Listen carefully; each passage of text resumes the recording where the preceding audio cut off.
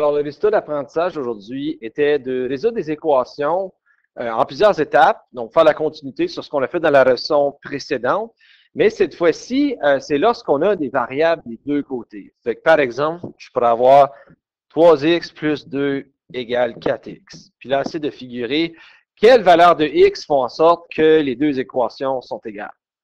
Lorsqu'on rencontre une situation comme ça, la première chose qu'il faut faire toujours, c'est d'assurer que toutes les variables sont du même côté, soit faire l'isolation en envoyant une de tes variables de l'autre côté. Et on va voir un peu ce que ça veut dire. Donc, la situation A ici, j'ai 2b moins 6 égale b plus 8. Alors là, c'est une situation où j'ai les variables des deux côtés. Alors, il faut que je décide d'enlever une des deux. Okay? C'est pas grave laquelle tu choisis. Personnellement, je vais toujours vous recommander la plus petite des deux valeurs. Donc, j'ai 2b et 1b. Alors, pour que toutes les variables soient du même côté, tu vas devoir enlever un des deux. Donc, moi, je vais enlever le b du b plus 8. Donc, pour faire ça, je vais faire moins b. Alors, si je fais moins b, ça l'annule. Donc, ce côté-ci de l'égal, il va rester 8. Mais si je le fais d'un côté, je dois le faire de l'autre. Alors là, ce qui arrive, c'est que j'ai 2b moins b. Donc, je vais l'écrire au long. Éventuellement, on n'aura plus besoin. Là. Moins 6. Ouais, c'est vrai que b et 6, ça se ressemble. Là. Donc, j'ai 2b moins 6 égale 8. Alors, ceci, ce que ça me donne, donc, c'est que je peux regrouper mes termes semblables. Alors, 2b moins b, je sais que ça donne b. Donc, j'ai b moins 6 égale 8.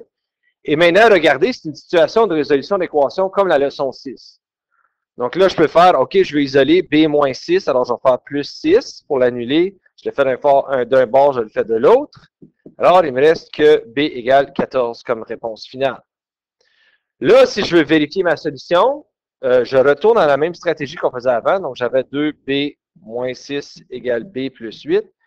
Donc là, pour vérifier, j'ai dit que b est 14 pour que les deux côtés soient égaux. Donc, tu dois remplacer le 14 dans les deux cas. Alors, j'ai 2 fois 14 moins 6 égale 14 plus 8. Donc là, 2 fois 14, c'est 28 moins 6. Et 14 plus 8 dans cette situation-là, ça donne 22. Puis 28 moins 6, c'est 22 aussi. Alors, ça l'assure la vérification. Les deux côtés sont bel et bien égaux. Donc, la réponse est 14. Je vais faire le deuxième aussi. Donc, encore, je réalise que j'ai des variables des deux côtés ou des inconnus des deux côtés. Donc, dans cette situation-là, je dois éliminer une des variables pour assurer qu'ils soient tous du même bord. Donc là, à toi de choisir. Moi, je vais prendre le plus petit. Négatif 5x, c'est plus petit qu'un négatif 2x. Donc, si je veux annuler négatif 5x d'un des côtés, il faut que je fasse plus 5x. Boum. Donc là, de ce côté-là, il reste juste moins 2. Si je le fais d'un bord, il faut que je le fasse de l'autre. Alors là, j'ai moins 2x plus 5x plus 4. Alors, je peux regrouper mes termes semblables. Moins 2x plus 5x, c'est 3x plus 4 égale négatif 2. Et maintenant, c'est résoudre une équation comme on fait depuis le début du module. Donc là, je peux faire moins 4 de ce côté-ci. Donc, j'ai 3x égale négatif 6. Et en dernier, pour annuler la multiplication, je vais faire une division. Donc, x est égal à négatif 2. Faire un autre exercice ici. Donc, si j'ai 13x moins 14 égale négatif 5x plus 26. Donc là, le plus petit des deux, c'est négatif 5x. Donc, moi, je vais faire plus 5x pour l'annuler. Mais si je le fais d'un bord, je le fais de l'autre. Alors, 13x plus 5x, ça me donne 18x moins 14 égale 26. Donc là, par la suite, je peux faire plus 14 des deux côtés. J'ai 18x qui serait donc égal à 40. Donc là, par la suite, si j'arrive à cette situation-là, je peux diviser par 18 des deux côtés. Alors là, j'ai 40 divisé par 18 qui va me donner une fraction. Donc là, je peux simplifier. Là. OK, donc là, je vais sortir une calculatrice pour ceux qui ne le visualisent pas. Il faut que je trouve un multiple commun entre 40 et 18. Donc, je sais que les deux se divisent par 2. Hein, ça va me donner 20 sur 9. Donc là, je peux essayer d'autres choses pour essayer de voir est-ce que ça se divise par quoi que ce soit d'autre. Mais les deux se divisent par 2. Je pourrais aller chercher d'autres, mais je viens de réaliser que c'est beaucoup plus simple. Là, j'ai 29e. Là, il y en a qui ne savent peut-être pas, mais ça ne simplifie pas bien plus que ça. Mais je peux essayer d'autres choses. Donc, comme je peux faire, est-ce que 9 se divise par 2? Non. Est-ce que 20 se divise par 3? Non. C'est ça, comme tu peux essayer pour voir, mais au bout de la ligne, ce que j'ai, c'est ce que j'ai. Donc, ça va me donner comme réponse 29e comme valeur pour x. Je vais aussi faire le D qui est mon exemple de fraction. Donc là encore, le même principe s'applique. Donc là, j'ai 1 demi x moins 3 égale 1 tiers x plus 2. Le plus petit des deux, c'est 1 tiers, mais encore, ça ne change pas grand-chose. Je vais faire moins 1 tiers x, moins 1 tiers x. Là, je vais devoir le mettre au long parce que je vois que je n'ai pas un dénominateur commun. Alors là, je vois que 2 puis 3 est rien. Il va falloir que je fasse x3 à lui et x2 à lui pour qu'il soit égal. Donc, ça me donne 3 sixièmes x moins 2 sixièmes x moins 3 égale 2. Je vais regrouper mes termes communs. Donc, ça me donne 1 sixième x moins 3 égale 2. Et maintenant, je peux isoler comme toute autre fois. Donc, je peux faire plus 3 de ce bord-là, plus 3 de ce bord-là. Ça me donne donc 1 sixième x égale 5. Et maintenant, je fais x6 pour annuler le 1 sixième. x6 de l'autre côté. Donc, x serait donc égal à 30 comme réponse finale. Pour terminer, parfois, on arrive à des situations où on a des fractions des deux côtés, donc des binômes qui sont divisés par un monombre ou un coefficient. Donc, dans cette situation-là, une des choses que je vous recommanderais de faire pour isoler ceci, avant même d'essayer d'envoyer les x des autres bords, ils sont sur des dénominateurs. Donc, on commencerait par débarrasser de la division en premier.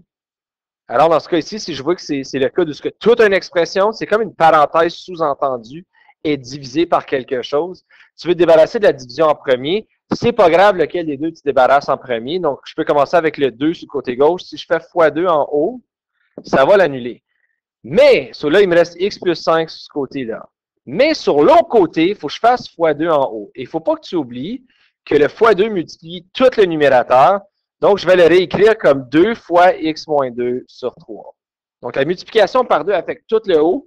Donc, il va y avoir une distributivité, il va falloir qu'il soit faite ici. Pareillement, là maintenant, OK, je me suis débarrassé de la division du côté gauche. Je vais me débarrasser de la division du côté droit en faisant x3 pour l'annuler, mais si je le fais d'un côté, il faut que je le fasse de l'autre. Et là encore, même principe, le x3 affecte tout ce qui est sur l'autre côté. Donc, ça me donne 3 fois x plus 5 est égal à 2 fois x moins 2. À cette étape, maintenant, je ne peux pas encore me débarrasser de mes x pour qu'ils soient tous sur le même côté. Il faut que je fasse la distributivité qu'on faisait sur l'évaluation précédente.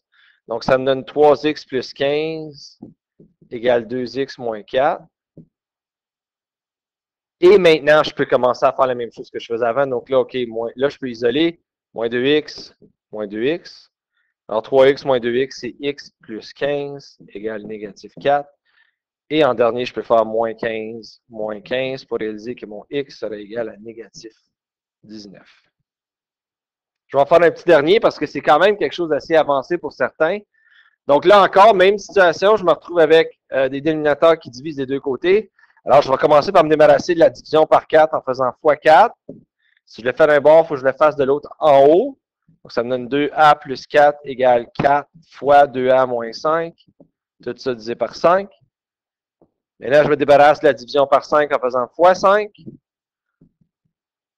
Alors, ça me donne 5 fois 2a plus 4 égale 4 fois 2a moins 5. Alors, ça, tu fais la distributivité. Donc, 5 fois 2a, c'est 10a. 5 fois 4, plus 20. 4 fois 2a, ça, c'est 8a. Puis 4 fois moins 5, ça, c'est négatif 20. Fait que là, tu as une situation de résolution d'équation avec les variables des deux côtés. Alors là, je vais me débarrasser du 8a en premier. Ça va me donner 2a plus 20 égale négatif 20. Maintenant, je peux isoler, donc moins 20. Moins 20, ce qui va me donner que 2a, c'est négatif 40. Et en dernier, je divise par 2 pour me donner que a est négatif 20 comme réponse finale.